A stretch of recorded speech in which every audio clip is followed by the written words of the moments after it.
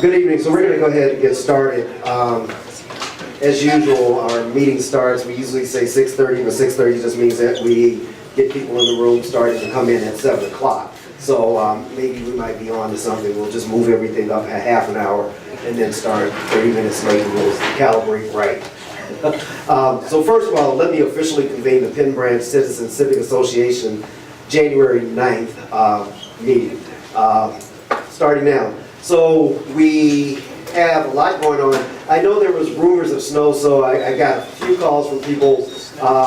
This is Washington, D.C., so you hear snow and you hear weather, and people don't come out, so it's hard to tell whether we're going to have a light turnout or whether the room's going to fill up within the next 15 to 20 minutes, which is usually what happens. A couple of things I do want to start saying, just open, so thank you very much for coming out. We have a good program. We have a great guest here. As you know, we have Ed Lazier from the DC Fiscal Policy Institute. And a big thing that we have going on in Ward 7 is really a focus on the budget season. It is the budget season. That's when all the things are being determined. But we also have a lot of issues that impact Ward 7 that we should be concerned about. And if anyone has worked with Ed Lazier or is familiar with the DC Fiscal Policy Institute, they have a great, not only do they understand the issues, but they understand the numbers that impact the issues. So needless to say, this meeting, as all thanks to Stan Benton, we will tape the meeting for people who aren't able to do it, attend. But we're also going to really keep up this theme and focus on the budget, focus on activities that impact Penn Branch and our neighborhood, immediate neighborhood. So we'll welcome Ed Lazier later on in the meeting. So we have some housekeeping things that we really want to also take care of. We still have people coming in with food, but I tell you a couple of things that I want to remind you, and we'll talk later on about it, is just to remind you that our membership drive and that we really do need the membership. I want to start open and thank everybody who worked very hard to make the Christmas event a success. Carolyn Ray, who's back in the room, worked very hard. And one thing that we didn't get a chance, we said it kind of toward the end, but Carolyn came to work at the guest table, and it was her birthday that day. So people like that, I just want to applaud Carolyn Ray for really coming out. And in addition to that, like I said, so we are in the process of making a couple of updates on the website, on the newsletter, and I'll follow up with some updates. But right now, I want to keep the flow of the meeting. I'm going to delay just a little bit to allow people to come in. But right now, one of the things we want to do is start, Matt's not here, is we'll officially, oh, Matt's in the back. Thanks, Matt.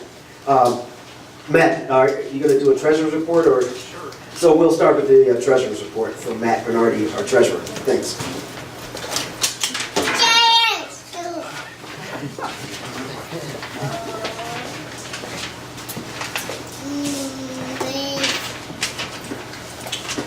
Hello, everyone. Hello. So this is for the period of December after our meeting, so I believe that was the 18th through today. So we had a total withdrawals. We had $249 withdrawals for the holiday party. That was for poinsettias, the decorations, desserts, and the vegetarian meal as well, and also for music, I believe. We also had additional $719.40 for the meal proper, for the barbecue, and that was for, I believe, 60 people, 70 people that were there.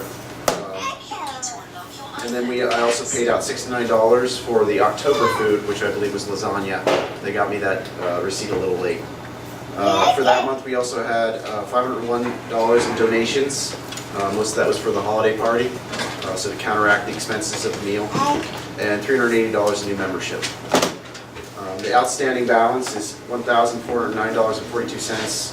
The previous outstanding balance was $1,613.82. Can I have a movement to accept? Moved. Exit current balance. Can you repeat those numbers, please? Yeah, 1,049. $1,409.42 is our current balance. 1,049. Yeah. And what was the 16, 13? That's the previous months.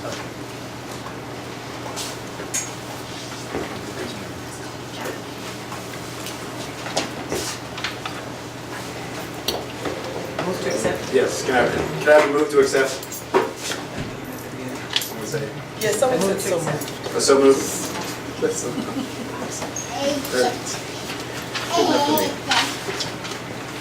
And next is Robert's Rules of Order 101.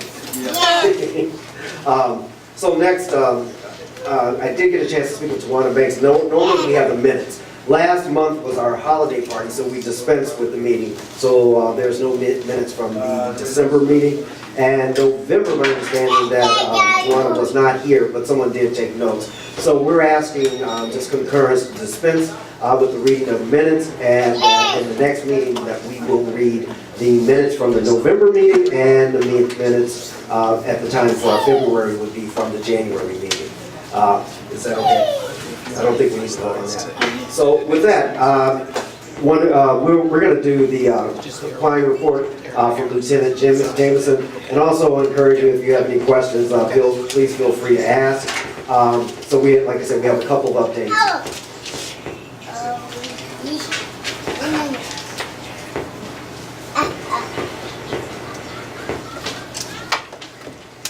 Thank you, Jimmy. Good evening.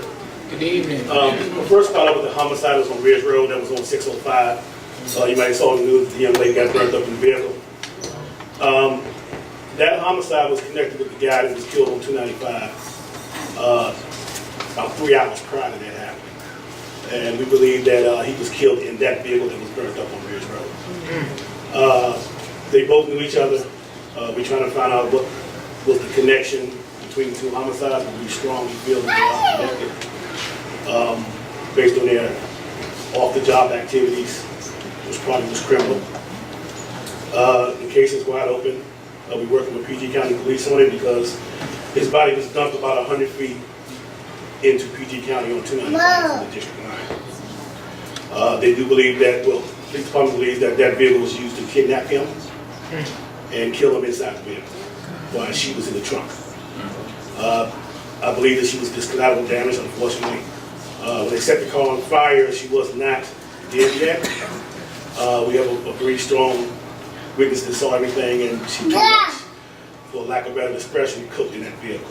So we really try to get some leads and get this case closed. We do believe the same person killed both people. That was in 605 rear 718 Ridge Road, right down the street from the rec center there. Familiar with that.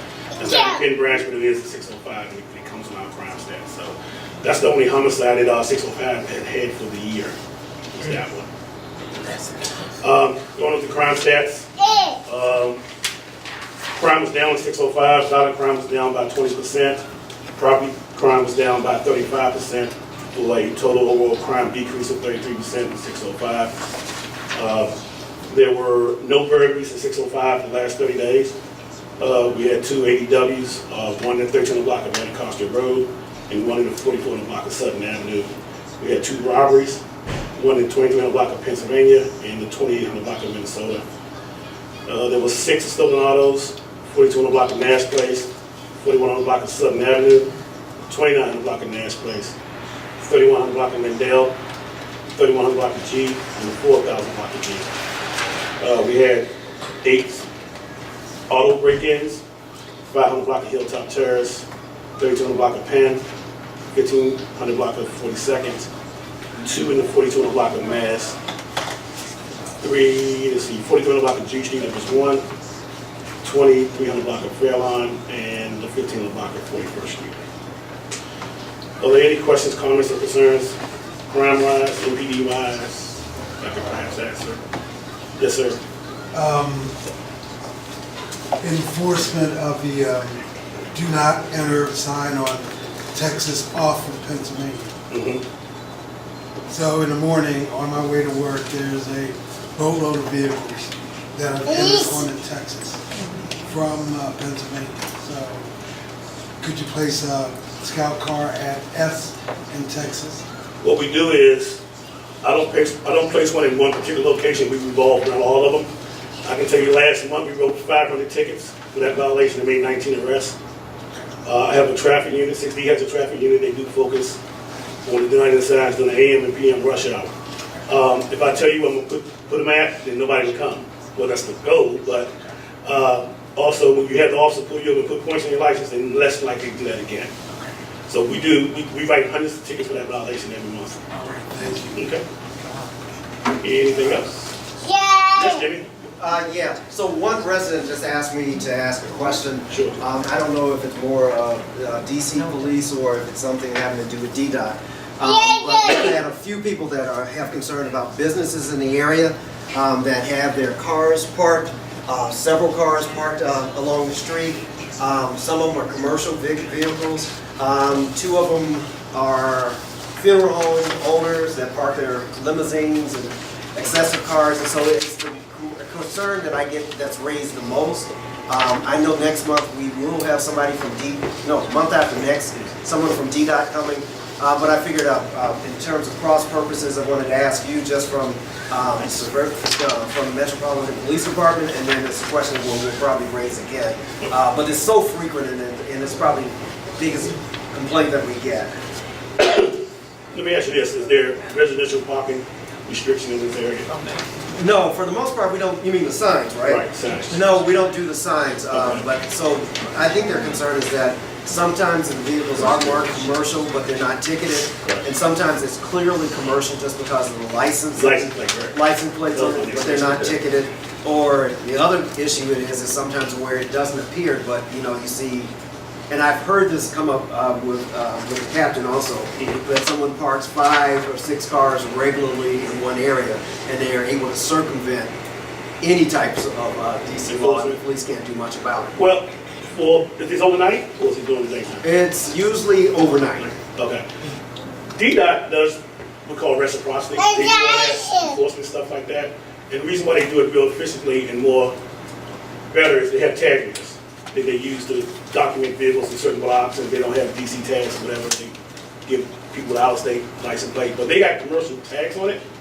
DDOT usually can ticket that, and they do work at night because I see them all the time.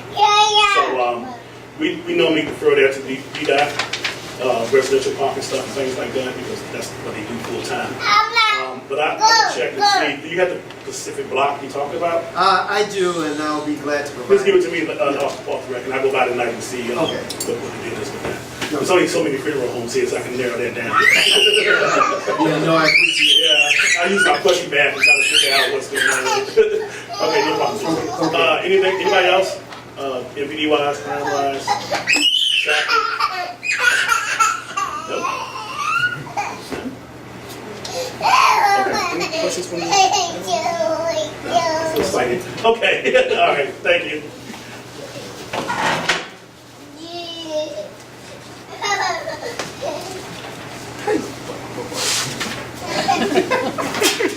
Take over.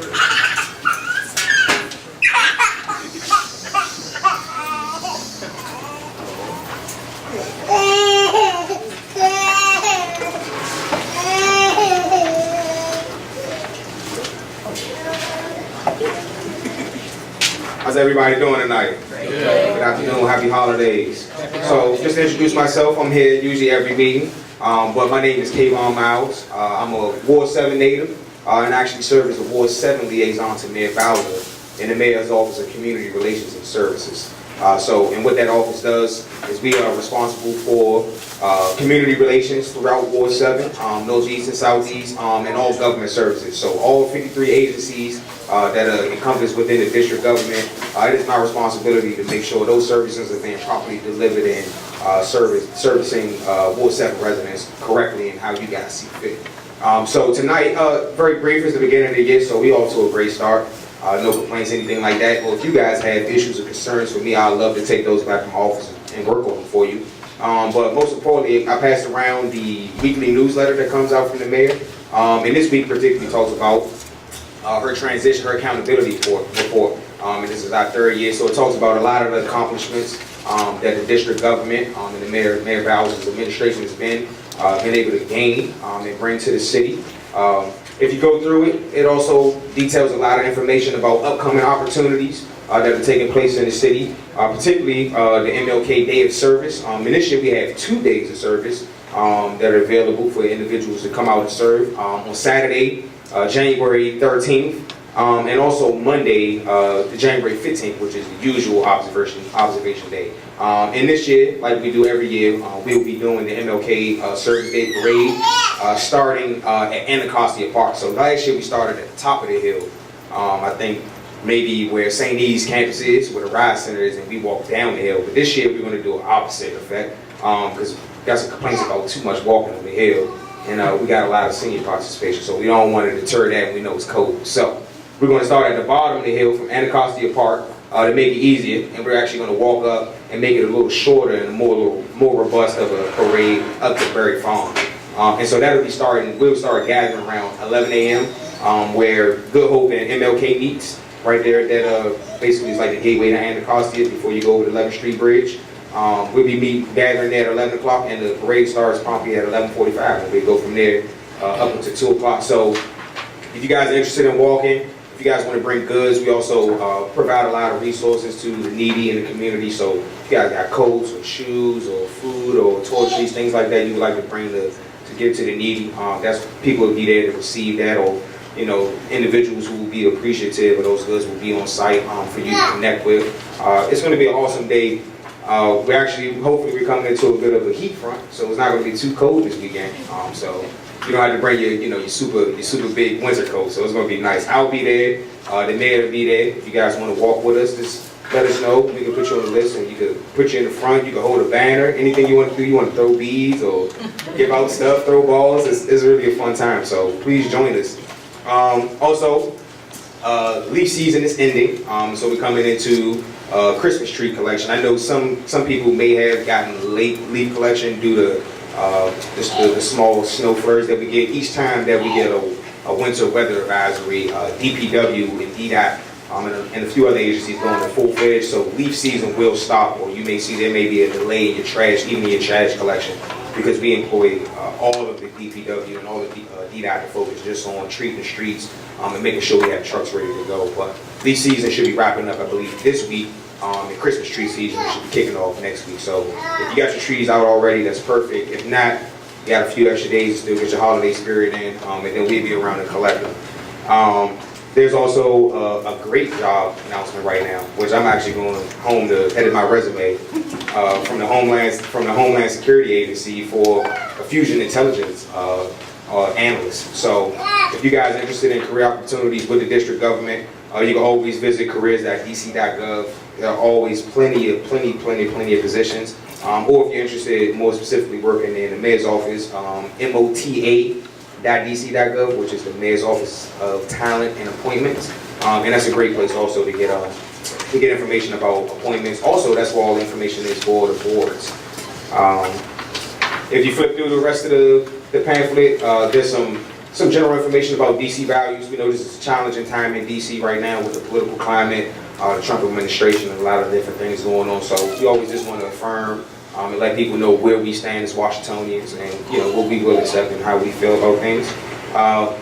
Great program this year. The funding is still going, and there is still money available. So if you do not have, or if you have not taken advantage of the private security camera program, and this year we've expanded it. There's a private security camera program where we rebate you up to, I believe, $750 if you're a business and $500 if you're a resident or a private home. And we also have a voucher program. So there were some people who didn't have the $500 or $700 to put up front.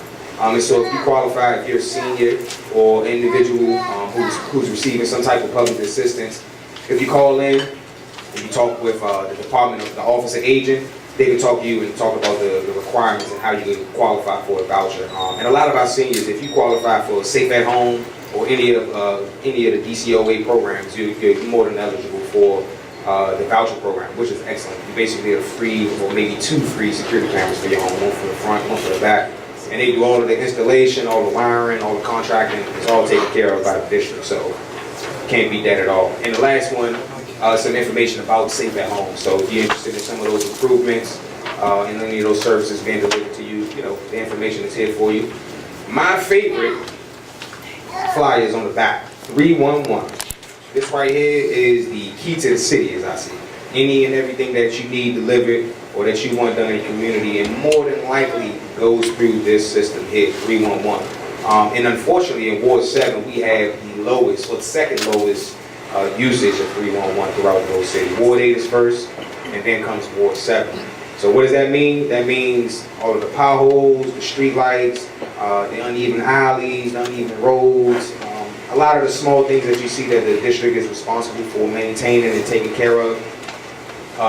Individuals, our neighbors, they're not taking the initiative to, you know, we see a pothole or we see your stop signs turned upside down, or I had somebody call me last night and they said the whole 2500 block of 34th Street in Hillcrest is out of streetlights.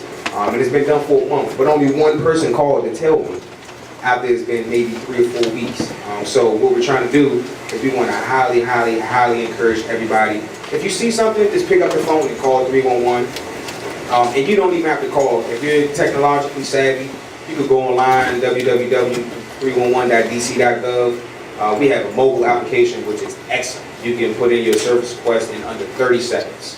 It takes no time. And even in the phone, I know in the past, a lot of people complain about the wait time that it took to get on the phone, and it was too long with operators.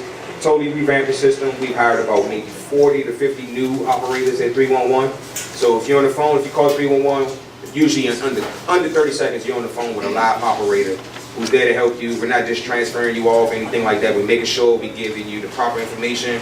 And I think what's most important, if you do, and when you do call 311, please ensure that you're taking down the service request number.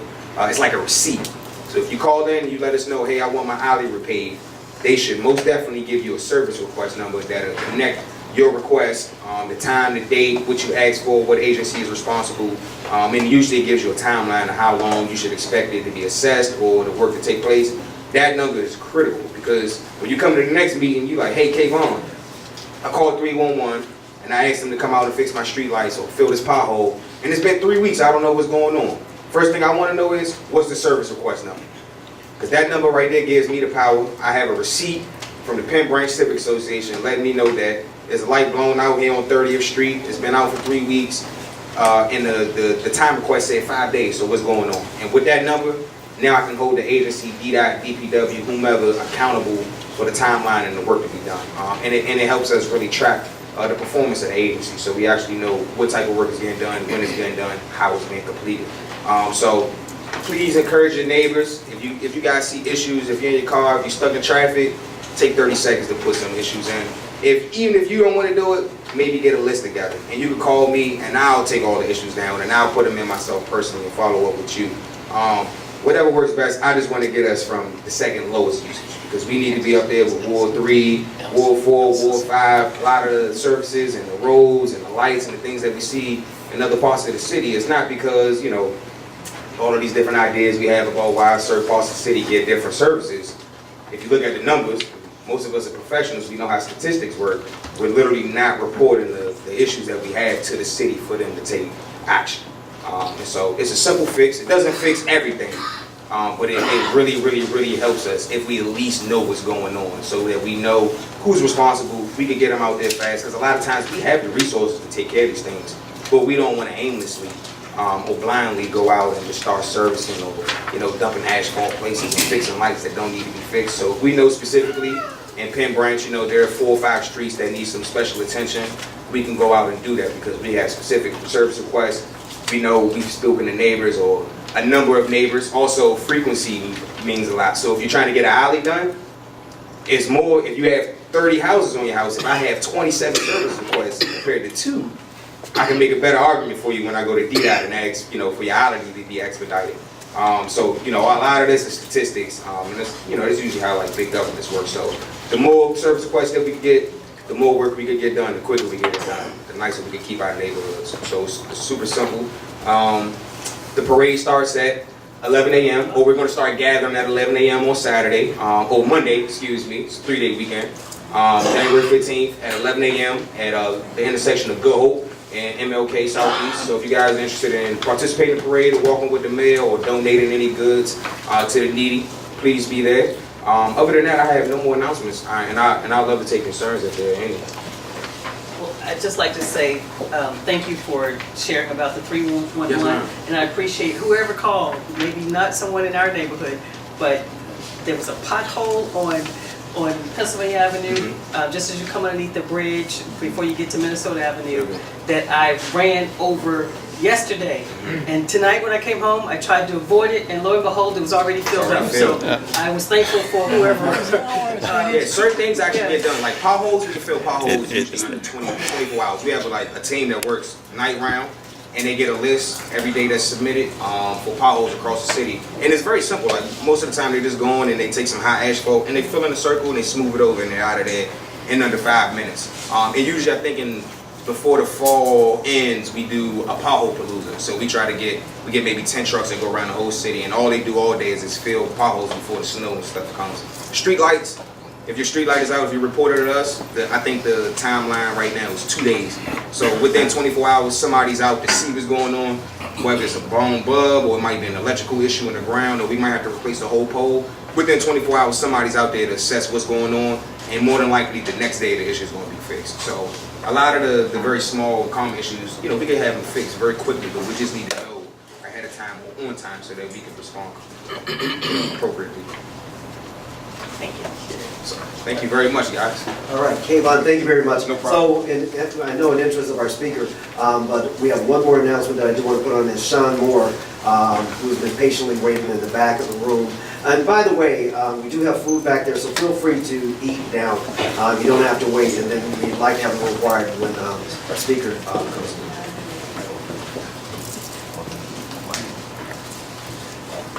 Good evening, everyone. My name is Sean Moore, and I've been here a few times before, usually working on DDOT projects. And today I just wanted to come by. I dropped off the flyer here.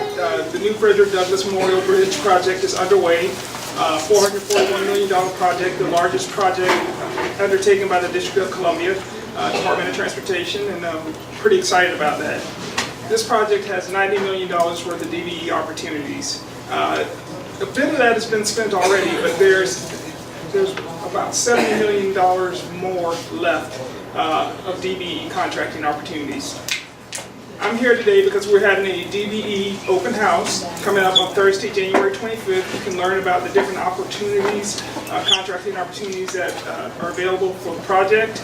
If you have questions, you can always email me or call me. My contact information is on here. Or you can also visit our website at southcatbridgeproject.com, and it's also on the flyer. On the back, it's just some information about the project, but the particulars about the open house for the DBEs is right here on the front. So just take a look. If you don't, even if you don't have any, if you don't have a contracting firm or a company, if you know someone else, if you know, can you hear me? If you know someone else who has a construction company, who has a contracting company, who does painting, who does all types of different services, and there's a list on the website, please encourage them to come and to visit the website, to submit their credentials, to come out and meet our team.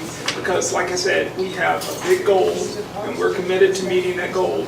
And we want to make sure that this money gets spent in our community specifically. So just wanted to come by and say that to you. And if you have any questions, just let me know. Otherwise, like I said, my contact information is here on the flyer. Thank you. Thank you.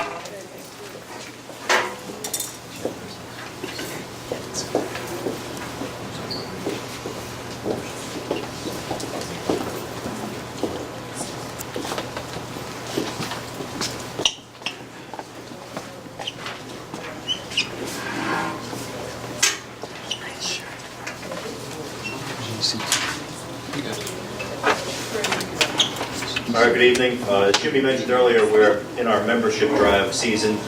We've been a little bit delayed with the weather and the holiday season, so Jimmy and I spoke today, and we basically acknowledge that our membership drive is a little bit stalled, but we're going to pick it back up as the warmer weather comes up.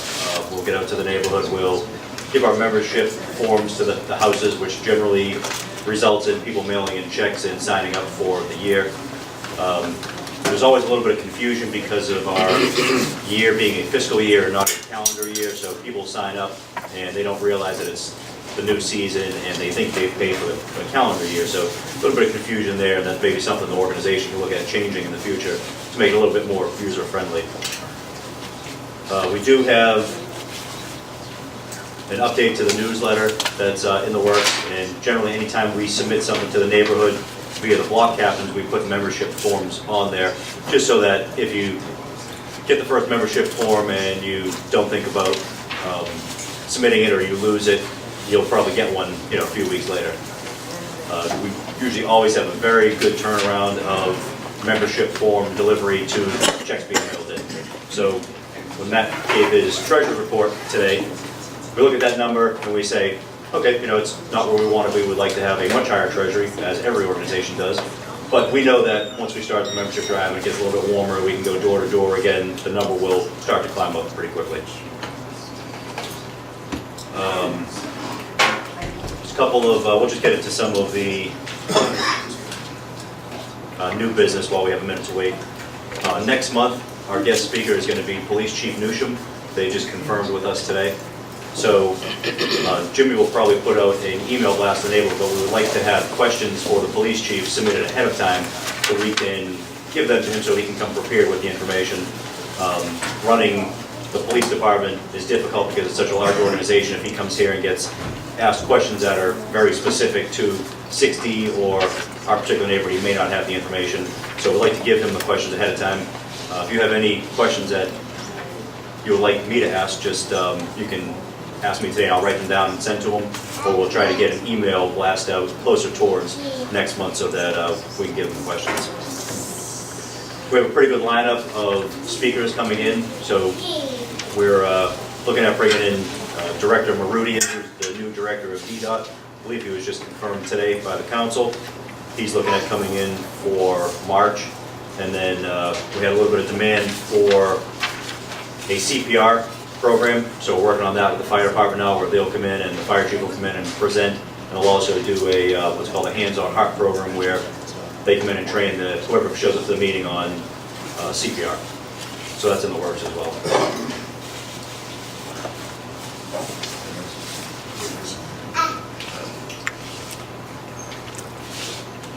All right, so we're going to go ahead and get on and move on with our guest speaker.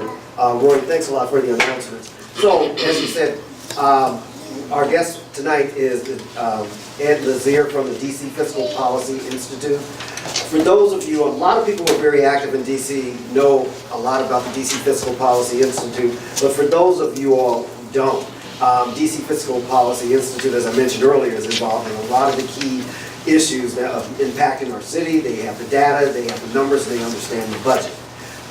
Ed himself has led DC Fiscal Policy Institute since its start in 2001, and DC Fiscal Policy Institute has become one of the primary sources of independent information on the DC budget. I can actually say that if you go to a member's office on a lot of those budget issues, you know that one of the stops and one of the phone calls is going to be with DC Fiscal Policy Institute. Ed himself, as an individual, is a leading expert on the district's budget and tax system, and he's looked at it as a resource on a number of issues. His work has contributed to a lot of major changes in the DC policy outcomes, including the creation of the largest state-level earned income tax credit for the working poor, expansions of funding for affordable housing, established for the requirement of all proposed business tax breaks to undergo an independent financial analysis to be analyzed before they go to the DC City Council. Ed's work has received numerous honors, including awards from Bread from the City, the Legal Aid Society, the DC Department, DC Employment Justice Centers, the Center for Nonprofit Advancement, DC Jobs of Justice, and I can go on and on. Ed has also served as chair for the Public Education Finance Reform Commission. So without saying any more, I can talk about Ed personally from what I've known and the impact, but I'm going to shut up because you're here to hear Ed. Ladies and gentlemen, Ed Lazier.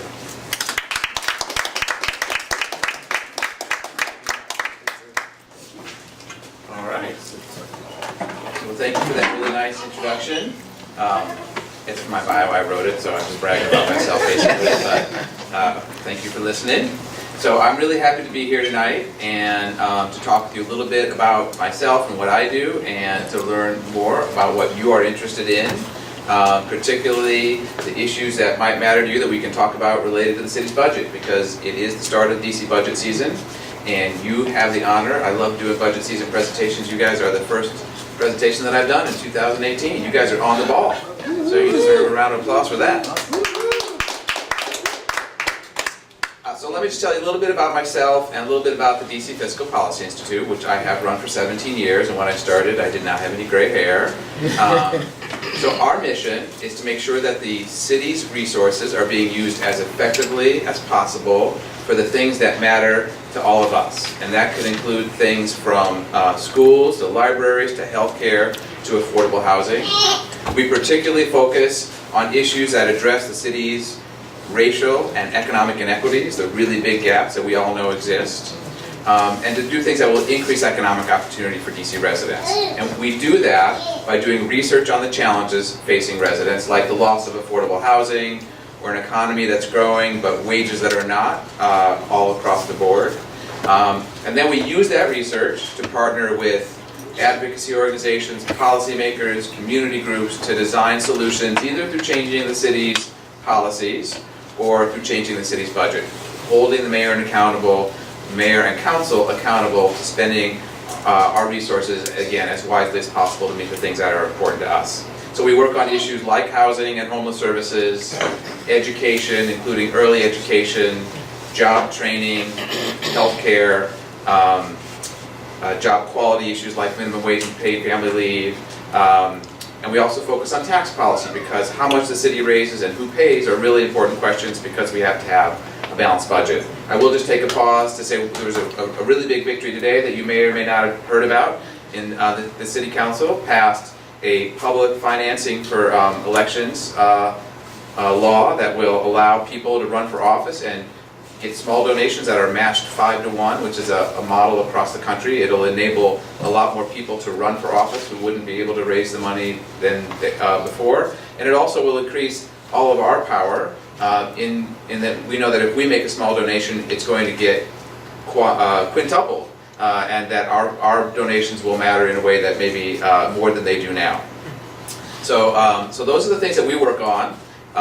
For me personally, I'm a 31-year DC resident. It's my only adopted, or my only chosen place to live. I moved here when I graduated from college and started working for an organization called the Higher Achievement Program, now just called Higher Achievement, that some of you know. I worked in Mount Pleasant and really got to know the children there and the schools there, and it was an amazingly rewarding experience. I got married here in the district and bought my first and only home in Brookland 25 years ago. We actually looked in this neighborhood, my wife and I, but on 2 nonprofit salaries. We couldn't afford the beautiful homes and the big yards around here, so we ended up in Brookland. We were happy to do that.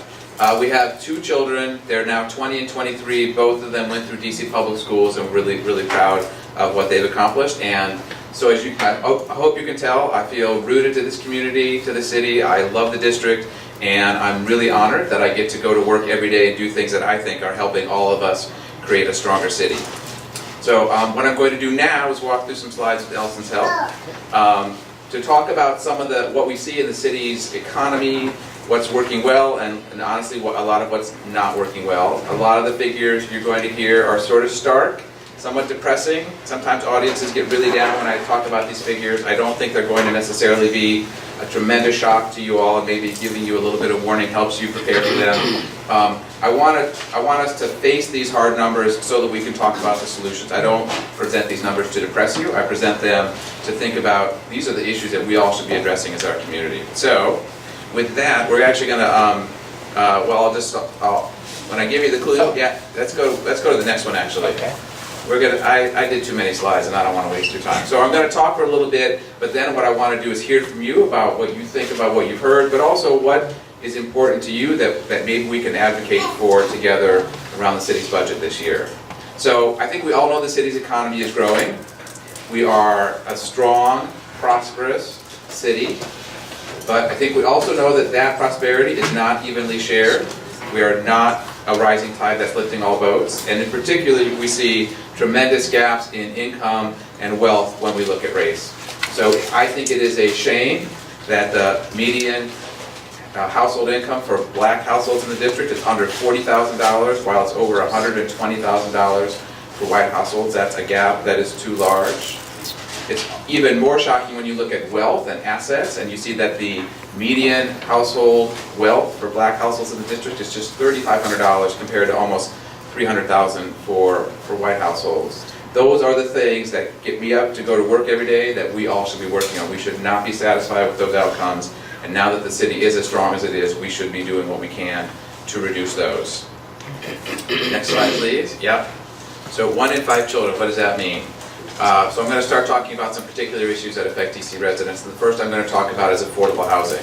So 1 in 5 children refers to the fact that across the city, if you take all the children, 1 in 5 is in a family that has both an extremely low income and where the family is spending more than half of their income for housing.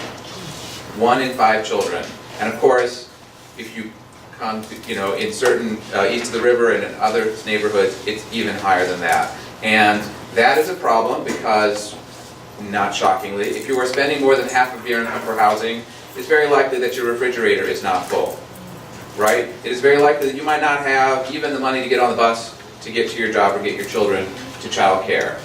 We know that when parents don't have enough to pay their rent, that they're just constantly under stress, and that stress flows down to the children, and then those children take that stress with them to school, and it is hard to learn when children are facing that kind of stress.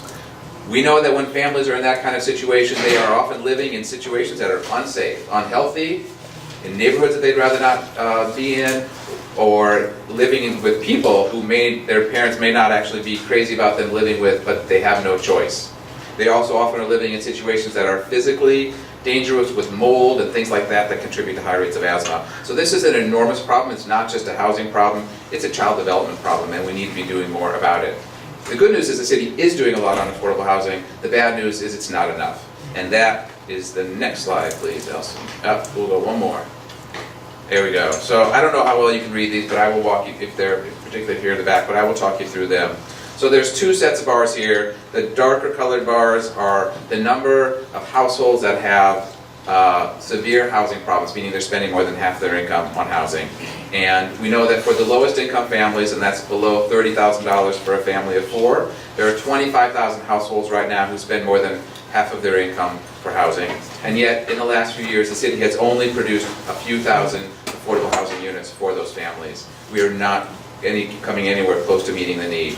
There are also families with more moderate incomes who have affordable housing problems, but it's not as many, and yet the housing that the city's been building, maybe this chart shows you on the right, we've actually built more affordable housing for moderate income families than we have for the lowest income families. So there's a set of priorities that are a little bit wrong there. We would like to see more of the city's affordable housing being built for those very low income families who face the most severe housing challenges. Yeah, I'm gonna take a breath. I'll let you stare at this one for a second as well. So now I'm jumping to healthcare, and I am trying to go through this fast because I want to make sure I get to your questions. So the District of Columbia is in many ways a model in its healthcare coverage. We cover all individuals with incomes up to 200% of poverty, which is about $40,000 for a family of 3. And for children, it's actually up to 300% of poverty. We even created a program 20 years ago called the Healthcare Alliance for people who don't qualify for Medicare and don't qualify for Medicaid, and many of those are immigrants who are not allowed to participate in those programs. So we are a model in providing healthcare and have one of the highest rates of health insurance coverage in the country. It's over 95% of our residents. So it's our tax dollars being used for something really good. I think we should all be proud of. But it's not always enough. So when you look at this chart, what we looked at were the share of folks who are uninsured. And I particularly point to you the fact, and I have to pick this up to read it myself, that over 10% of Latinx families do not have health insurance. It's much higher than any other group in the city. And that largely reflects that our program, that Healthcare Alliance program that is there to serve immigrants, it's a generous program in terms of eligibility, but it's really hard to get on the program and stay on the program. 6 years ago, the city said, if you want to stay in this program, you have to come to a social service center every 6 months just to prove who you are and that your income hasn't changed. And you can imagine if transportation is hard for you, if taking off time from work without pay is hard for you, you may not go in and get that health insurance on a day that you feel well, but you don't think your health is in danger. And as a result, a lot of families, we think there are as many as 10,000 DC residents who are eligible for health insurance but aren't getting it because we've created this barrier to get it. And it shows up in this number with over 10% of Latinx families not having health insurance. All right, we are going to move along. Let's keep going. Yeah, one more. This is another one that may be hard for you to see, and I'm sorry about that. So I'm going to talk a little bit about schools now. And again, I think we have a city that should be proud of our public schools, and that we've also invested heavily in supporting school choice through charters, although I know certainly initially when charter schools started, when my children started in public schools, I was not a huge fan of a large charter school sector. I think it's now a factor of life in the district that we have two equal sectors, public schools and charter schools. And so at this point, I think our goal is to make sure that both are successful. But what I want to talk about here, and the concern I have, is what are we doing to address the challenges for the students who go to the schools with the highest poverty rates, like Ballou High School that's been in the news so much, where we thought it was such a great story, but in fact it was not as rosy as it turned out to be. And one of the issues that concerns me, and is that a lot of our low-income students are in schools where the poverty rate itself is very high, and that means more children are coming to school with the kind of challenges and barriers that the lack of affordable housing and joblessness create. And there's just tons of research that says schools are most successful when they have a mix of incomes, and when children who are low income are in a mixed income school, they do far better even if nothing else is different other than the income mix within that school. So I'm going to pick this one up, and again, if that may be a little bit hard for you to interpret, but the thing that stands out to me is that black children in this city, they tend to go to schools where between 40 and 80% of the students are low income. Meanwhile, about 80% of white students are in schools where the poverty rate is less than 20%. That is not an easy thing to overcome, because it also reflects the housing challenges in the city and the housing segregation that we face. But if we're going to make schools better, part of what we need to do is help create more mixed income schools, but also devote more resources to those high poverty schools where we know there are more challenges. And that's where the budget comes in, and that's where I'm going to bring you to the next slide. Which, yeah, I apologize if these are hard to read. Every slide that pops up, I'm like, they probably can't read those numbers, but let me walk you through them. So I'm proud that 5 years ago I served and chaired a commission on school finance reform created by then Mayor Gray. And at that time, the school funding formula, it's always been a per student funding formula. There was no distinction in the funding that was provided for a student from a very high income family and for a student from a very low income family, even though we know that children who are in families with low incomes, they probably need more resources to compensate for the lack of resources at home. And so we recommended as a commission that an element to the school funding formula be added it's called at-risk funds, to help provide additional funding to schools that have children with those needs, to be able to do things like smaller class sizes or more mental health professionals, or to pay for a band or after-school programming or summer programming, the kinds of things that we know will make a difference in those students' lives. And we were successful. It was created. There is an at-risk formula that provides $2,000 for schools for every low-income child they have. The problem, however, is that money's not as available as it might seem. It's $2,000, but it's not really $2,000. It's a little bit of budget chicanery, if that's the right word. So the challenge is, I'll give you an example. It's a year old, but Anacostia High School gets $1 million in these so-called at-risk funds. That's $1 million that should be there, again, to hire more social workers, to pay for sports or clubs or other after-school programs. But Anacostia High School was required to use 80% of that money just to pay for regular standard positions that every other school gets, like an attendance counselor. Yeah. Yes, I see your faces, right? What gives? And that, we can go through why. You can ask me why later. I can speculate as to why. In the real,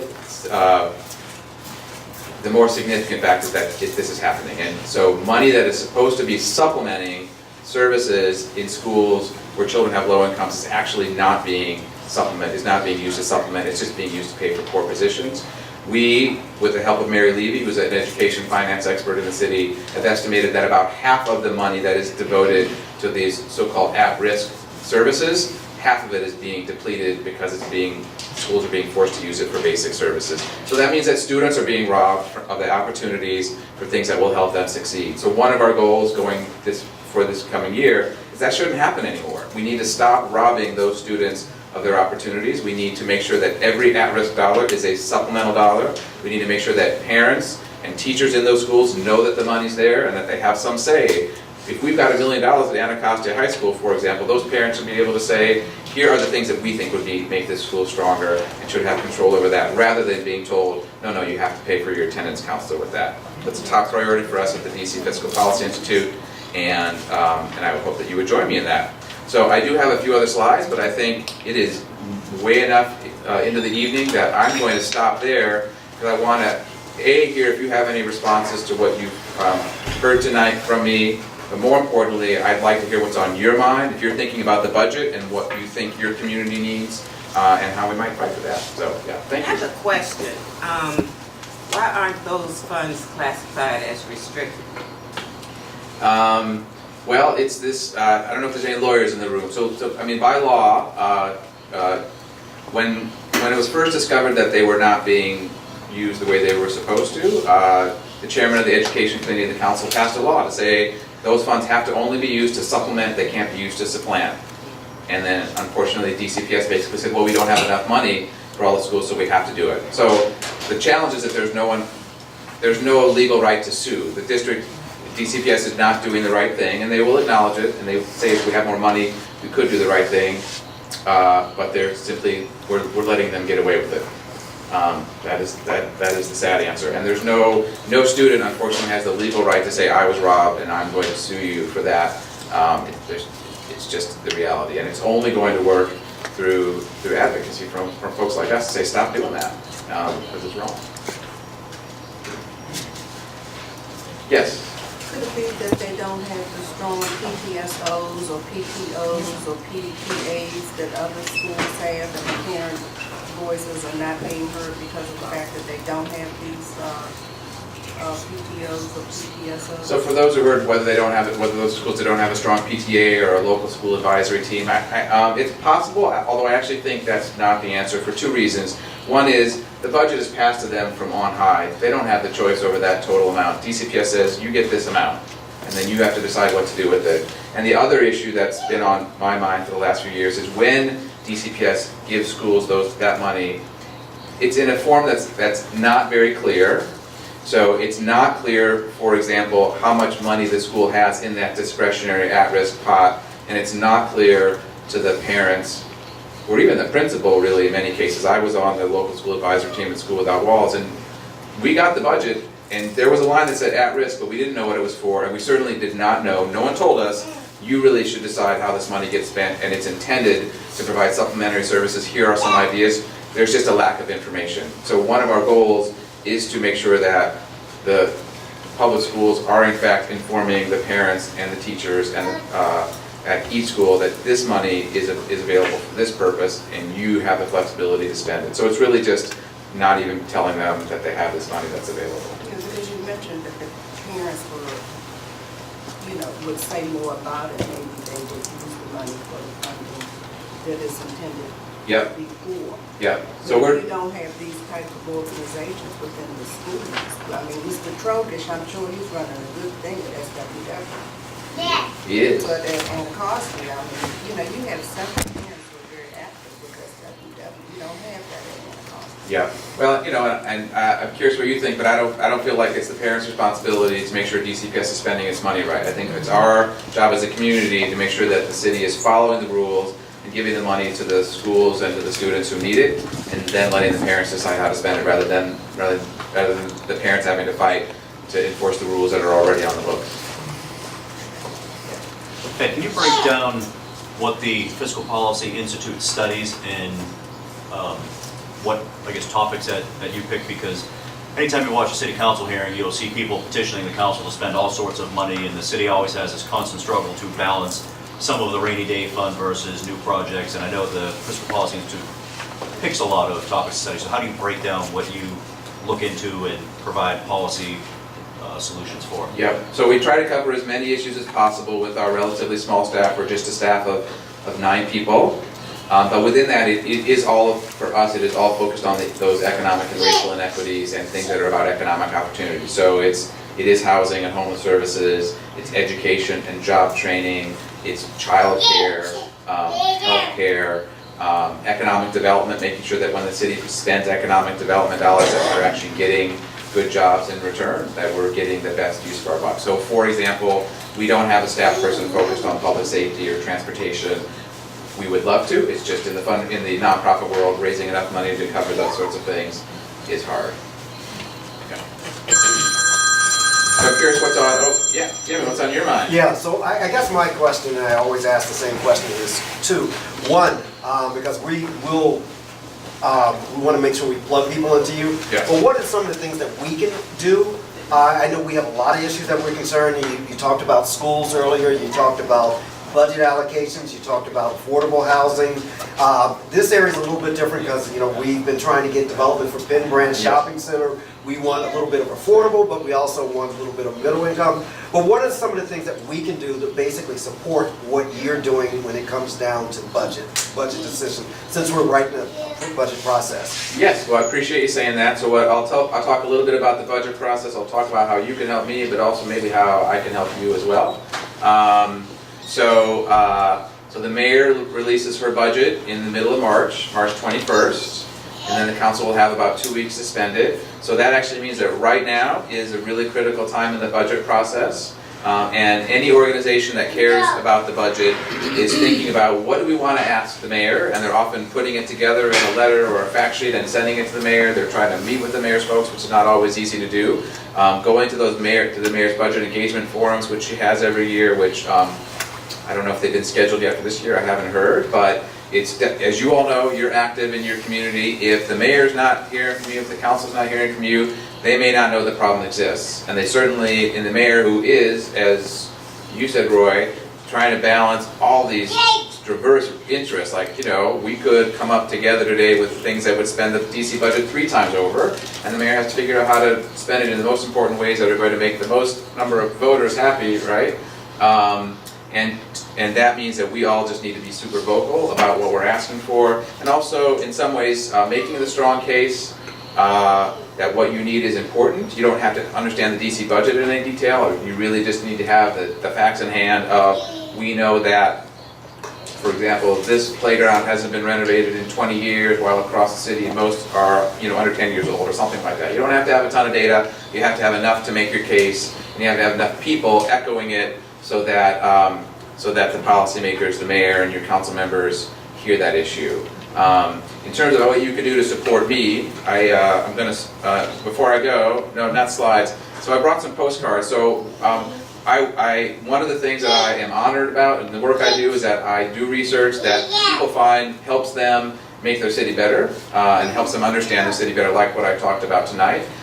So we spend about half of our time at the Fiscal Policy Institute doing research and putting out short analyses that are intended to be user-friendly on these issues. We have a blog where we write 2 to 4 times a week, and each blog is a one-pager on an issue that are like the issues you heard about tonight. So hopefully if you subscribe to our blog, you will be an educated DC resident, educated consumer. And I have postcards that will tell you how to sign up for our blog, and I'll hand those out before I go tonight. So first of all, just being educated, obviously being here tonight means that you care, and I appreciate that. Being educated on these issues is important, and to the extent that you have the time and energy when an issue is coming up, and you see an email from us about a vote that's coming up in the council, for you to weigh in with the mayor or with the council to let them know that you support it. We often will also have sign-on letters where individuals or organizations can sign on. So whether it's you as an individual or an organization you sign on, the Civic Association itself, it would be great to have you sign on when we're saying to the mayor, make sure that you fully fund schools next year and give that at-risk money to every school that's supposed to get it. Having the Civic Association sign on to that would be amazingly helpful if we had organizations across the city. So if we do a sign-on letter, we'll pass it to you, Jimmy, and then you all maybe can vote as an organization. In terms of how I can help you, obviously my goal here tonight is to help you understand a little bit about the process, and I'm happy to answer any other questions you have. But all of you should feel free to reach out to me or my staff when you have a particular issue, so that we can help you make the case for whatever it is that you're fighting for. I'm just curious, do you also provide like suggestions of allocation of funds with your analysis, or is it just strictly analysis and statistics? We do make recommendations for allocations of funds. So again, one example would be what we're recommending for schools. Another is around affordable housing. So the city is spending a record amount on affordable housing. You probably have heard the mayor say she put $100 million into that housing fund that builds affordable housing, and she did. And that's a lot of money, and it's actually a record in the city's history. And yet, when you look at the overall DC budget, we spend 3% of our budget on affordable housing. And I think if I asked you all, is affordable housing more or less than 3% of the city's, in terms of its importance as an issue?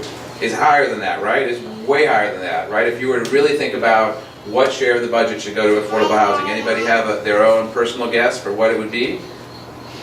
What would you, how much? 20%. How much? 20%.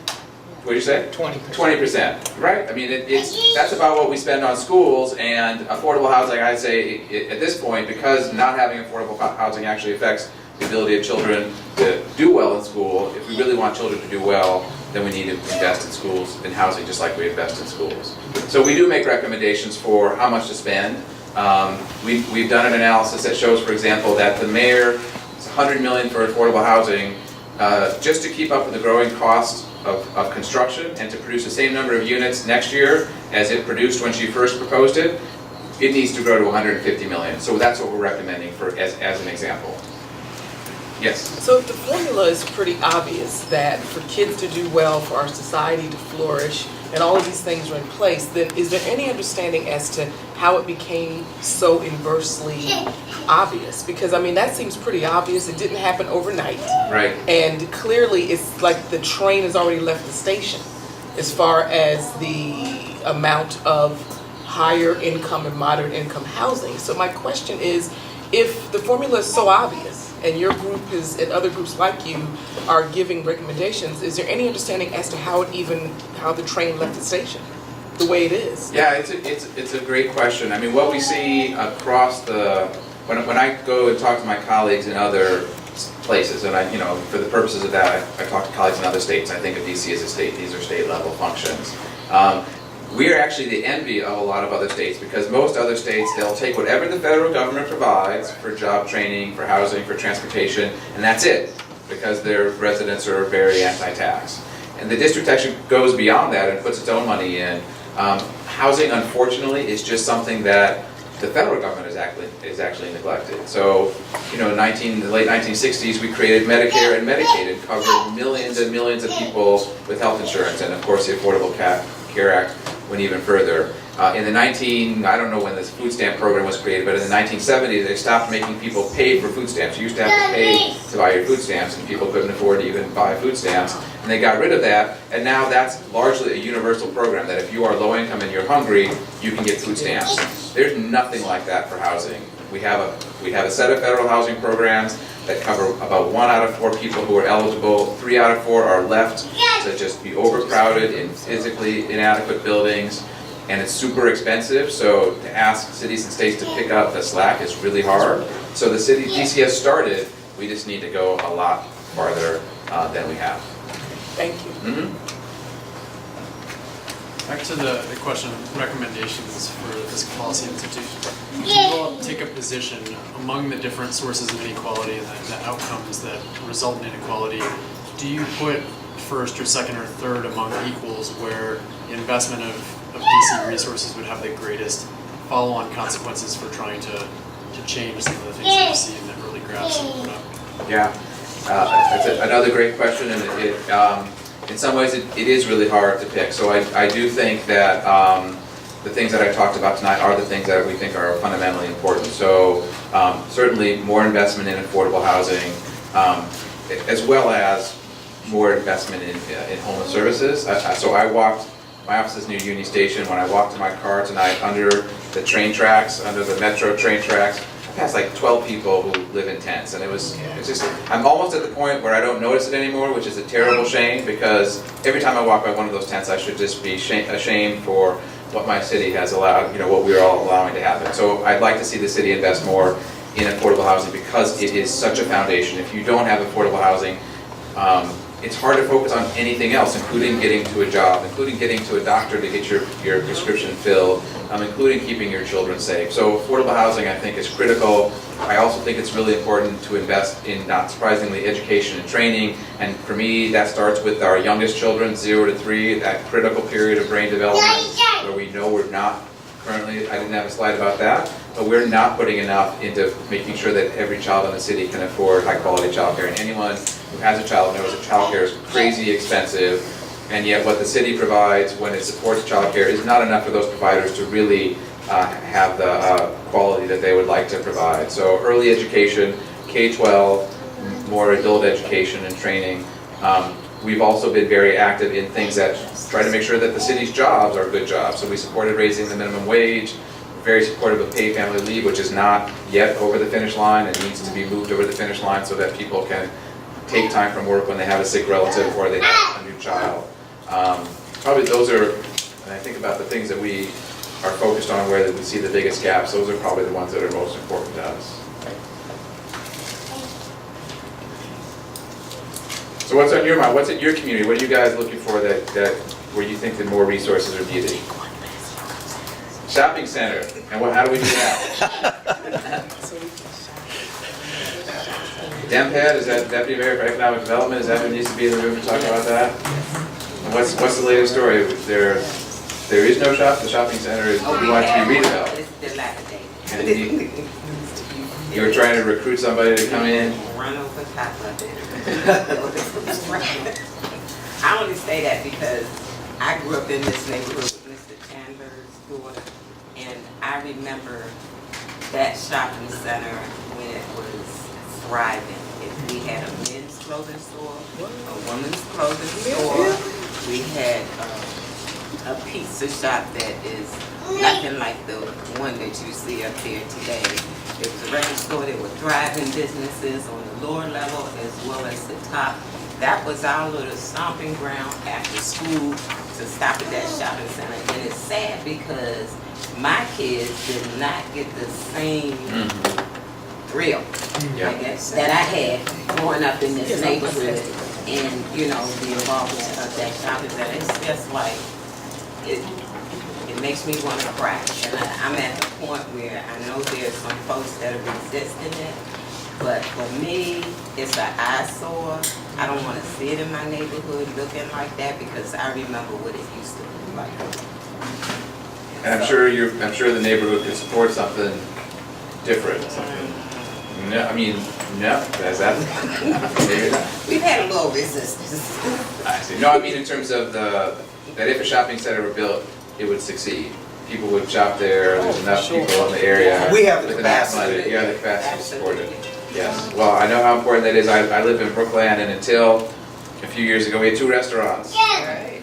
And Now you got now we got a restaurant 2 blocks from my house. I'm like, this is weird. I don't know what's going on here.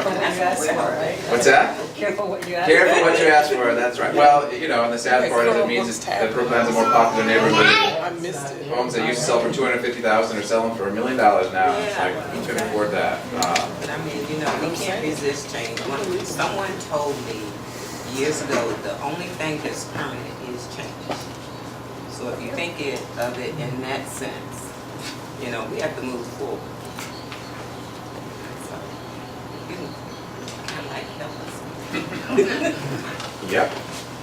I think what concerns me is, that balancing act of how do we maintain enough money in the city bank account where we keep our bond ratings low at the same time that we're funding enough for projects that would benefit the overall city. But I also have a fear that, putting more money on top of problems is not the resolution. So how do we make sure that the right decisions are being made to spend that money more wisely, to have a human capital in the agencies that can come up with creative solutions that are more fiscally prudent?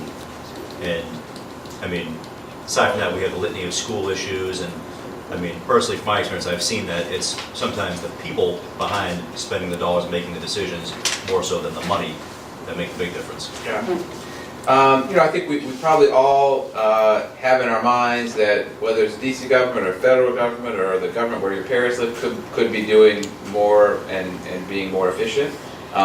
For me, the things, well, I guess I would first say, from my close-up view of DC government, lots of very dedicated workers, lots of really smart people who are working hard every day. That is, I think, for me, what I see as the norm. And I see, for the most part, programs that are making a big difference. And if we got rid of what you might consider, wasteful programs, it wouldn't be all that much in terms of dollars. That, for the most part, we're spending our money on schools, and most of that is just paying for teachers. We spend a lot of money on housing, and when that's spent, for the most part, that is going to build new affordable housing. So I do think that, and I don't know how we all advocate for this, or this is where my policy wonky side comes out. I don't know there's enough capacity in DC government to actually figure out what's the best way to spend the money. So the agencies are working so hard every day just to run the programs they have and put out the fires and deal with emergencies that not enough of them have the time. And I think it's also true that the council is also doing the same thing, that they don't have the time to sit back and say, what is the best way for us to be making sure that when we're doing job training, it actually results in somebody getting a job, good job, and keeping a good job. Because it's obviously a waste of money if you're training somebody and they're not getting a good job. Certainly donating to the DC Fiscal Policy Institute will help, because that's sort of what we're trying to do, whether it's inside government or outside policy analysis. And I'll give you one example of that to toot the horn of us and a series of other organizations, and it actually related to job training, is that in talking to adult education providers in recent years, we learned that a large number of the students weren't getting to class as often as 1/3 in any given day, just because they didn't have bus fare. They'd wake up, they didn't have bus money, they didn't get to their class. And yet the city was spending all this money, local and federal, on adult education. And it was 1/3 inefficient from the get-go, just because people couldn't get there, couldn't get on the bus. So we advocated for, and were successful, took 3 years, but to get the city to say, not only should kids be able to ride free to school, but adults in adult education should be able to ride free. So for an additional $2 million in transportation subsidies, the $80 million we spend on adult education is going to be a lot more efficient, because people are actually going to be able to get to class. So that's an example where it's still more money, but as long as you're thinking about it in smart ways, and this was a collective effort, I'm not going to take credit for it myself, you can make sure those dollars are being spent better.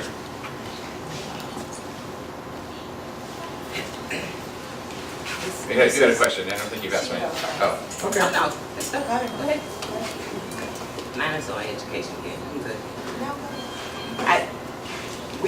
When you were talking about the formula, I thought about something. Why the money may not be trickling down, because the formula is still there for. It's based on enrollment, correct? Mm-hmm. So, if I'm an auditor, and I pick a day to go to your school, and not all the students are at that school, because they're counting heads, say I'm 100 shy of students that day. Yeah. So, I'm gonna, and the enrollment should be 1,000, but I only count 900. So you're only gonna get funding for 900 because I don't count the other. So that could be the reason why Anacostia could be in, or any other school could be in trouble. Those funds are there, but I end up having to take it to pay a teacher because 100 students didn't show up the day that I did the audit. Yeah, I don't know how they actually do the audit. If anyone else here in the room might know better whether that's... Before. That's the only reason I said. Oh, you have? Yeah. And I remember going to a school, and whenever they found out when we were going to show up at the school, they would bribe the kids with money, saying, if you come to school today, we'll give you $2. Yeah. Well, you know, you want them to be counted. So and then I've been chased out of schools because I missed one person because they showed up late, weren't there when I was actually doing the count. So they showed up and they're like, no, I need you to change my papers because I got a student here. I was like, was he in the class at the time that I took the audit? So, you know, so I'm saying if 100 could be the difference between 5 teachers in a school getting paid. That's right. Yes. You had a question? I was just curious, are all your charts and analysis readily available on your site? Yeah, I don't, you know, and hopefully they're easy to find. I'm certainly happy to send this presentation through to Jimmy, and then he can pass it on to you all, or if you just give me your contact information, I'm happy to send it to you. But yeah, we hopefully our website is, if not well organized, has a good search function, so whatever you're interested in, but it is tend to be organized by issue area, like school or housing or job training, and we certainly, our goal is to make sure that all this information is easily available. Yeah, we'll make it easy to post it also on our website, Okay. but we'll link back to your site Great. also. Great. Thank you. Yes. No, you mentioned job training. I was just about to make a comment about one of the successful job training programs that was available through the city that I took advantage of a couple of years ago was for IT training. Several organizations, and one of the ones I used was the VETS Group, was funded through the DC government to offer IT certification training courses to the community or to the city residents. And it was an awesome program. I ended up getting my CompTIA Security Plus certification there, also took the Network Plus certification course, and that helped me basically transition into another job. And those courses are typically like $2,500 if I had to pay for it out of my pocket. So I really appreciate, having that particular service available. I don't know if your organization had anything to do with it. So what's the name of the program? Who was it? It was a job retraining. Okay. But the DC government funds these organizations for X number of students per, quarter. Did you get a training voucher that you could I then did. take? Oh, yeah. A training voucher Yeah. came along with it, but I used to take the training certification course. That's great. Well, it means they're spending the money. Well, I think that's federal money we get from for job training. So, Yeah. yes. Yeah, I was just gonna say that is federal money through WIA, and usually you can advocate through the local WIA board to where that type of money can be directed. So, Workforce Investment Advisory Board, every state has one, so you can, help direct where that money goes. One of the things that I was wondering about the at-risk funding, because I work for the feds, and usually what happens around the supplement, not supplant provision is if you can pressure whoever the administrating agency is to actually write that provision in supplement, not supplant, then what happens is for those who are making the grants, it's a trigger. And so I was just wondering, what agency is it again? Is it just DCPS? Yeah, the challenge is that DCPS gets this big chunk of money, hundreds of millions of dollars, and they're told, of that money, 50 million is at-risk money and it's supposed to go this way. And technically it looks like it's going to the schools it's supposed to, but the rest of the money is sort of then supplanted. And so it's not being tracked, basically. It's not. I got it. Okay. That's right. All right. Yeah. Last question.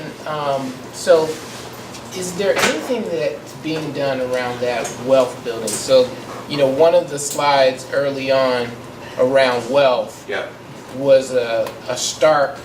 It's very shocking. Yeah. That one. Yeah. And so the issue around the older African Americans leaving the city and selling their houses is a wealth building tool. And to me, I'm just wondering, is there anything that's being done? Because a lot of folks, dating back to the 70s, moved out to the county. A lot of folks sold their house, or their kids took over the house. Yeah. And now it's at such a point where that house is worth a lot of money. And I'm just wondering, is there anything that you know of that's being done around that critical wealth building issue that could help change the dialogue? So I don't know, but I think it's not enough. I mean, the things that come to mind to me, obviously for a lot of people, the wealth comes from buying a house. And we do have a program that helps people become first-time home buyers, the HPAP program, although the maximum amount you can get is $80,000, which may not really still make a home affordable. We could increase that amount. And in fact, as a city, I think where you were referring to, we have $2.5 billion in the bank. And our leaders have chosen largely to sit on it. Councilmember Grasso, who's got staff here, thinks we should spend some of that money. I think we should spend some of that money. I think it's actually, for someone who works on a budget and thinks about budgets and how they impact lives, it's almost immoral that we have $2.5 billion we're sitting on over here and we're not helping people buy homes. So we certainly could be helping more people and we could have larger loan amounts. And HPAP, by the way, is a grant to help buy your house, but you pay it back at some point. It's not a gift. A second thing that we could be doing is related to helping people start businesses, right? There are all these new businesses, including in my neighborhood. Many of us really like them, but when you look at who's opening them, it's not people of color, right? And if the median wealth is $3,500, there's no shock there. So can we use some of that asset that the city has as a way to provide guaranteed loans or some sort of training and startup money for people who want to start a business but don't have that advantage of inherited wealth? And then a third thing that comes to my mind is around helping people save money. We have a small number of programs that help people. If you save $1, we'll match it $1. And those are really important incentives for people who don't have very much money and are just trying to figure out how to stretch every dollar, encouraging people to save money, whether it's for college or to start a business or for them to go to school through match savings programs. We don't do enough of those. I think we could do that, and that would be a smart way to use our resources to help reduce some of those wealth inequities. Thank you. Are you putting forth those ideas as proposals, or have they been presented already? Well, you know, you can sort of see, I got all these ideas. So and the challenge is that getting somebody's attention is hard. So certainly we have talked about the HPAP program and increasing the size of that. My organization has spent years saying that it's a shame that we save so much money in our savings account and that we should spend it, and we've just not had any luck. So certainly always looking for more voices. Every year what we say is if the city ends the year with a surplus, put half in the bank and spend half of it. What have we been doing? We've been putting all of it in the bank. And you know, if you think about your own life, what would you do if you ended the year and you had a little bit more money? You probably would save some of it, but you might, repair that car or that roof or get a new couch, something, right? That to me seems like a responsible approach, but I'm told that's fiscally irresponsible. So it has not been successful. And I just started talking to somebody with in the small business world. Think Local First is an association of small businesses about ways that the city might be able to invest some of its wealth in helping people start businesses who don't have much themselves. Have your analysis group ever considered correlated with the CFO to kind of interject where you think money should be allocated, as far as with education or anything like that? Being as though they typically regulate how money is spent and they deal with the program side of, allocating the money. Have you ever, because we're on a work smarter plan now, and now having a new CFO, it will probably be great to kind of deal with someone like you that can kind of speak to what's really happening within the city and kind of put them on a plan to really spend the money the way the money needs to be spent. We try. I mean, the CFO, they'll tell you they're not supposed to make policy, and what they care about is financial stability. So if there's always a decision of should we spend it or should we save it, the CFO just tends to be on the we should save it side, because that's sort of their job, is to think about what might happen a few years down the road and being extra cautious. And in my opinion, it sometimes is extra cautious. So in some ways, we just play that different role where they say we should be cautious, and we come back and say, well, you can still build up your money and spend some of it. We try to sort of balance each other, and there's a lot of respect, but I don't know that it's going to be, we're ever going to be on the exact same page, because we sort of come at it from different angles. Yeah.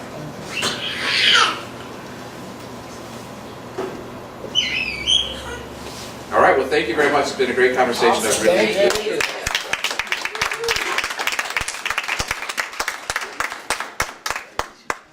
Ed, thank you very much. And as I said, we will post this information on our website. If you have further questions for Ed, he'll be here in a few minutes. But we'll make sure to post that. And I know someone asked about the slides, so we'll make sure we post both of that. But you can also watch a recap of this presentation online. And again, thanks to Stan and Angie, you can see our proceeds from our meetings online. So with that being said, again, Ed, thank you very much.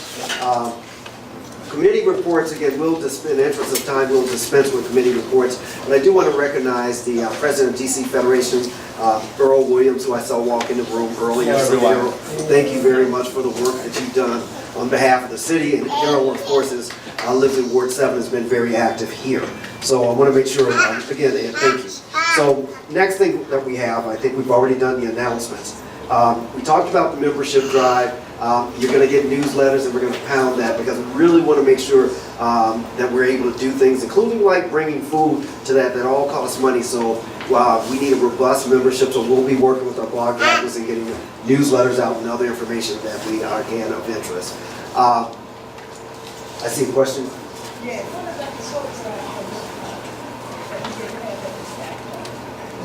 the coat drive? The coat drive. So let me switch hats for a minute. So the question that she's asking is about the coat drive. So this is Ward 7 Democrats, which is a different thing, and so I'll bracket that since this is a 501c3 and I'm switching to something else. So I'm chair of Ward 7 Democrats. So she just asked about the coat drive, the Ed Patillo coat drive. We've been working on the day of service, and thanks for reminding me, day of service. So one of the things that we will be doing, and the announcement should be going out tomorrow, we've been working with the march that Kayvon mentioned earlier to do 2 days of services. One day of service we'll take care of on Monday, where Ward 7 Democrats will pass out drinks and refreshments before the parade, but we'll also be collecting coats for the coat drive. And then secondly, on our meeting that will take place on the 27th of the month, we'll be doing something a little bit bigger before our meeting, but we'll also be collecting coat drives, and the benefits there will be going to the East of the River Family Service Collaborative. Thank you, got it. But that's just one of 2 things, but we'll probably do something little. But so we didn't do anything in December. What we wanted to do is do something that we think honors his memory, that was sustaining, not doing something that's just one time. So during the month of January, and as you can see, it's proven to be quite cold, so we're going to make sure that we have several stops and opportunities. That was near and dear to Ed's heart. Earl knew Ed very well. So we want to make sure that we do something that honors him well, but something that's actually beneficial to the residents of Ward 7. So thank you very much, Carolyn, for reminding me of that.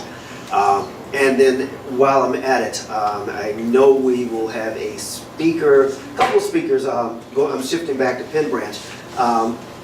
Roy just mentioned speakers, so we're lining up our speakers. We have them lined up for the next 3 months. So next month we'll have the Chief of Police Newsham here. The following month we'll have the new DDOT director here, and then we're actually working a month ahead. So we'll probably have another surprise guest after that. I know we spoke with Melinda Bowling, but we're also focusing on more political.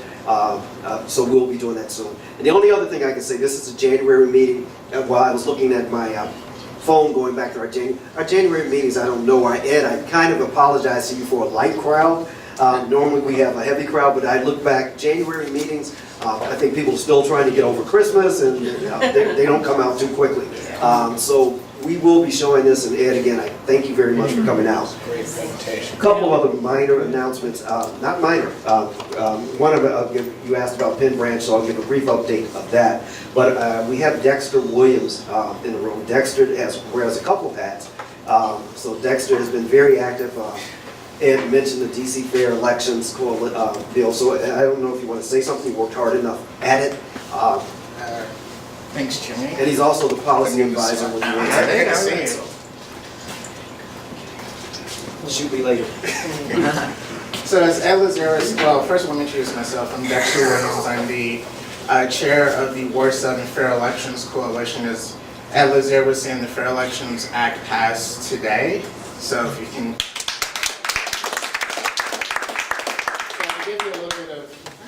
It passed unanimously. It passed unanimously. Councilmember Gray, when it was in the... can you all hear me? Yeah.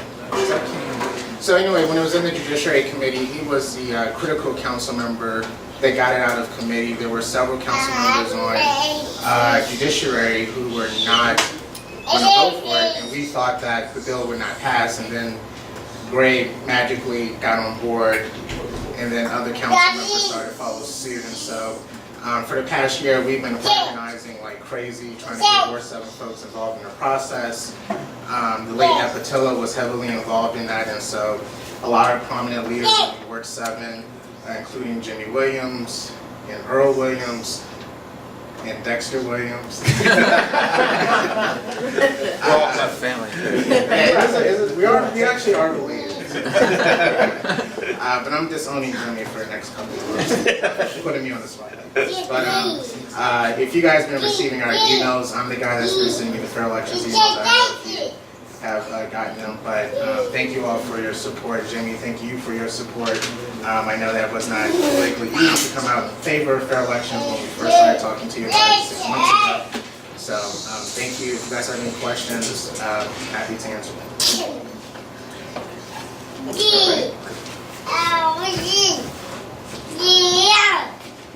So Dexter, my brother, thank you very much. Appreciate it.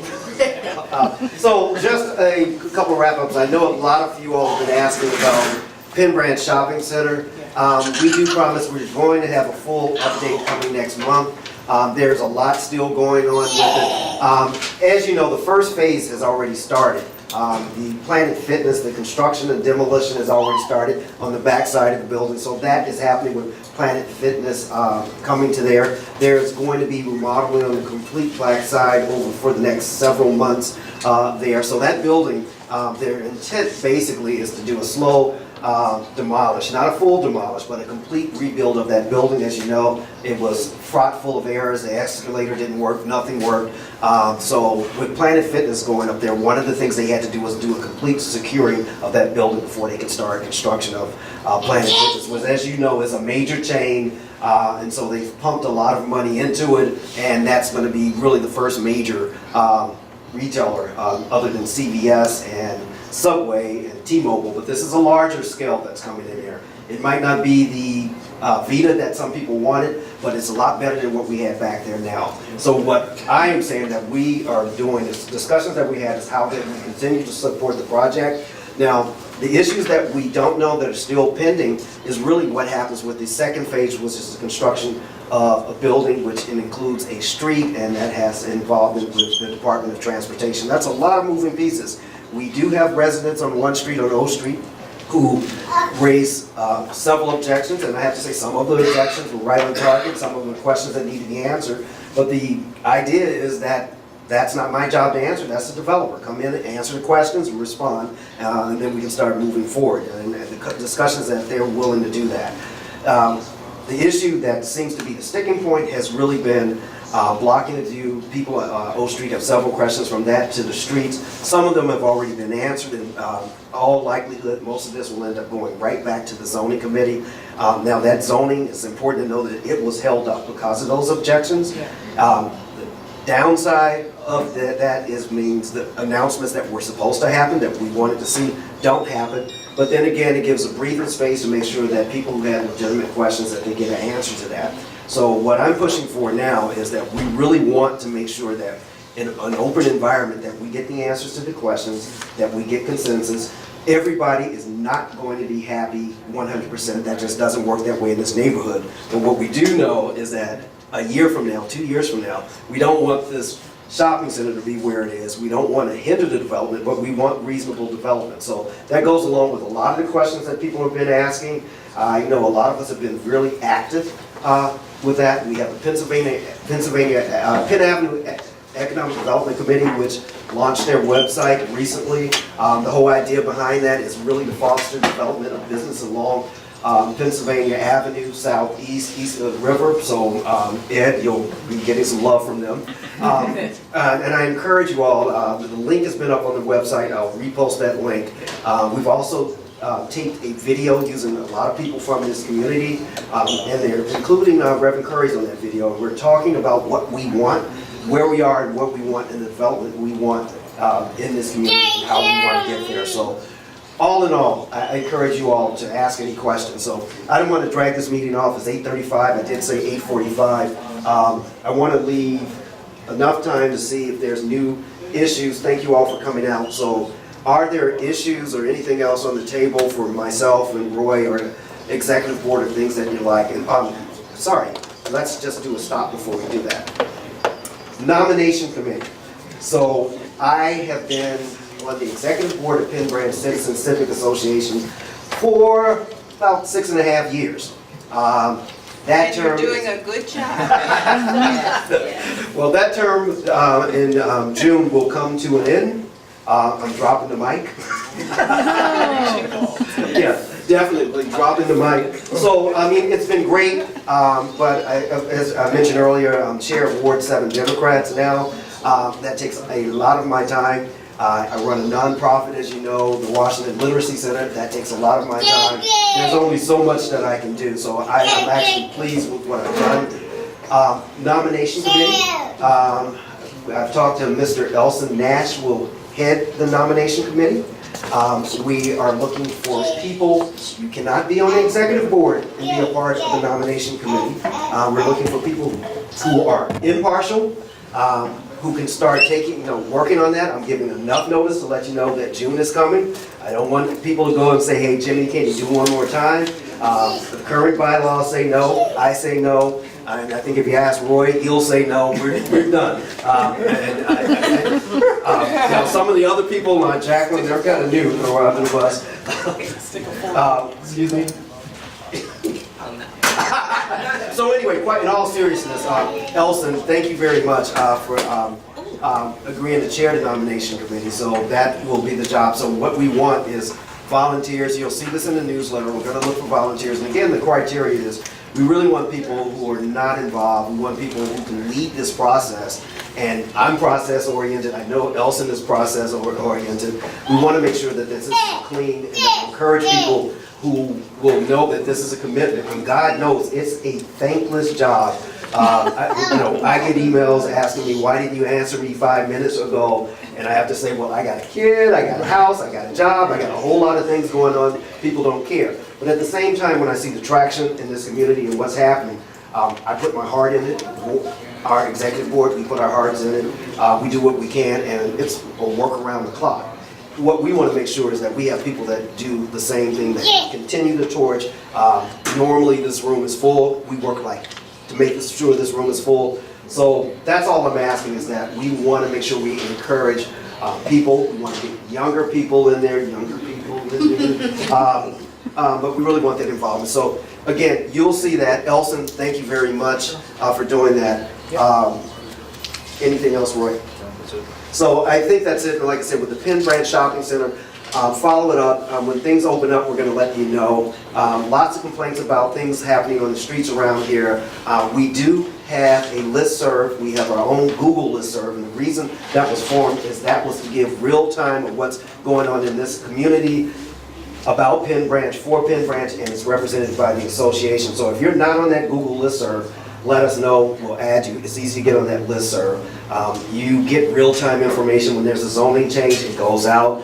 Water breakage, it goes out. But it's also a two-way dialogue that you can respond back on that listserv. So there's a couple of Penn Branch listservs, but this one is Penn Branch DC. It's a Google group, and it's run by this association. So with that, any other questions, statements, anything else, new business? We will send out, we're going to send out our guests. I'm proud that we're sending out our speaker list early. So you'll get the speaker for the next 3 months. And like I said, we'll work on elevating this. We're going to go out with a bang, a big bang. And so I promise that. So with that, I adjourn. Ed, thank you very much. Thank you. New camera person, actually, thank you very much. I'll be adjourned.